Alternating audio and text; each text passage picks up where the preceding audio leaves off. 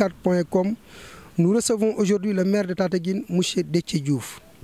Monsieur le maire, il est de plus en plus agité que les maires seront élus au suffrage universel direct. Quel est votre point de vue sur cette nouvelle disposition?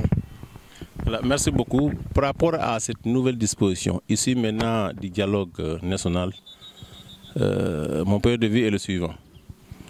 Pour moi, c'est la meilleure des choses. Pourquoi? Parce que pour être maire, il fallait subir 2 élections. Il fallait d'abord gagner sa liste, mais après avoir gagné sa liste, il faut encore une autre campagne. Et souvent, il y a beaucoup de jeux entre conseillers de la même liste, parce qu'on arrivait des cas où, par exemple, dans la même liste, après avoir gagné, qu'il y ait plusieurs candidats, ça crée des problèmes souvent. Mais il fallait aussi souvent, pour être beaucoup plus à l'aise, aller négocier avec d'autres partis d'opposition et se partager maintenant le cabinet. Et là, parfois, par chance ou bien peut-être par gymnastique politique, quelqu'un pouvait même réussir à arriver maire sans être maintenant le choix idéal pour la commune.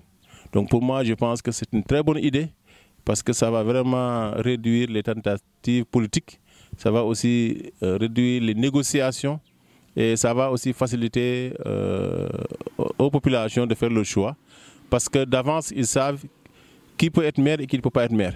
Alors qu'au niveau de la liste, après avoir gagné, chacun était libre de pouvoir se présenter comme étant maintenant le maire. Même si tu es ici la liste proportionnelle, tu pouvais te présenter pour dire que je suis candidat à la mairie de tel. Et ça, vraiment, ce n'est pas ça l'idéal pour nous. Celui qui dirige la liste majoritaire, qui a cette audace, choisit pas son parti ou bien pas sa coalition, s'il passe, normalement, il devrait automatiquement passer maire. C'est la seule élection au Sénégal où il faut au moins gagner 2 fois. Gagner d'abord sa liste, mais aussi négocier avec les conseils et les alliés pour encore gagner. Donc, pour être maire au Sénégal, c'est tellement difficile que si on procède à un changement du suffrage direct, je crois que l'ensemble des maires du Sénégal vont apprécier. Et les populations aujourd'hui seront beaucoup plus édifiées pour pouvoir faire un bon choix par rapport maintenant à ce qui va diriger leur commune. Depuis l'accession du président de la République à la magistrature suprême, vous avez toujours gagné dans votre commune pour le compte de l'APR. Je précise bien pour le compte de l'APR. Mais jusqu'à présent, vous n'avez pas été promu à un poste de responsabilité. Qu'est-ce que cela vous fait, monsieur le maire? D'abord, je commencerai par remercier. Parce que ce n'est pas moi, c'est nous. C'est une équipe qui est avec Macky depuis 2009, depuis Dekalangor. Nous constituons une équipe qui était très engagée. Et c'est à l'origine de ça que peut-être le parti s'est agrandi au niveau de la commune de Tataguine. Et à la longue de toutes les élections organisées, on a eu des résultats positifs, nous avons gagné les élections. Donc c'est un travail d'équipe, ce n'est pas uniquement moi, je faisais partie de ceux qui ont mis sur place le parti à Tataguine. Donc, mais on sent que jusqu'à présent, on n'a pas été promis parce que tout travail mérite au moins une récompense. Mais on ne désespère pas, on a un bon espoir qu'un jour viendra peut-être le travail qu'on a mis pour ce parti ne sera pas vain parce que tout effort est forcément payé. Mais néanmoins, ce n'est pas encourageant. Ce n'est pas encourageant du fait qu'il faut aspirer à des responsabilités beaucoup plus importantes pour pouvoir mieux régler les aspirations de nos populations et surtout aussi de nos militants. Donc par contre, il y a des gens qui ont été promis et qui n'ont pas autant le moyen que nous. Mais nous espérons qu'un jour le président va penser à la commune de Tataguine pour pouvoir les récompenser. Mais on ne découragera jamais parce qu'au début, quand on allait avec le président Macky, on ne s'attendait pas à tout ça. Et ce n'était pas facile, on a quitté un moment extrêmement difficile et on est allé avec lui. Donc on n'attend pas le jour où peut-être Macky est président jusqu'à son 2e mandat et pouvoir se décourager. On est toujours optimiste, mais néanmoins ça devient maintenant vraiment une nécessité, une priorité pour qu'au moins le président de la République puisse penser à la commune de Tataguine parce que l'ensemble des communes qui sont au niveau de l'arrondissement, les communes qui sont au niveau de la région de Fatick, dans toutes les communes on peut citer en majorité de nominations. Mais au niveau de la commune de Tataguine, jusqu'à présent on est laissé en rade. Et on a bon espoir qu'un jour Macky reviendra pour au moins penser à ces militants qui sont là et des militants de la première heure. Donc voilà vraiment mon point de vue par rapport à ça. Voilà, donc aujourd'hui, d'ailleurs c'est un secret de polichinelle, que nous voyons que l'APR est agitée par la question de la succession du président de la République. on voit que certains s'agitent déjà, alors que d'autres pensent que c'est trop tôt pour parler de la succession du président de la République. Quelle est votre position, monsieur le maire? Pour cette question concernant la succession du président de la République, qui est à son deuxième mandat et à 6-7 mois de son deuxième mandat, moi je pense que ce n'est pas le moment. Ce n'est pas le moment opportun parce qu'on n'a pas élu notre président pour automatiquement penser à sa succession. Et pour être candidat ou pas aux prochaines élections de 2024, un candidat à une élection présidentielle doit être investi pendant un congrès, soit par son propre parti, et soit par une mouvance, ou bien peut-être par une coalition. Moi, je pense que nous sommes jugés par rapport au bilan, par rapport aux résultats que le président va laisser. Et ensemble, au moment venu, au niveau du congrès, les gens vont choisir le candidat du parti, ou bien le candidat de la mouvance, ou bien même le candidat de la coalition.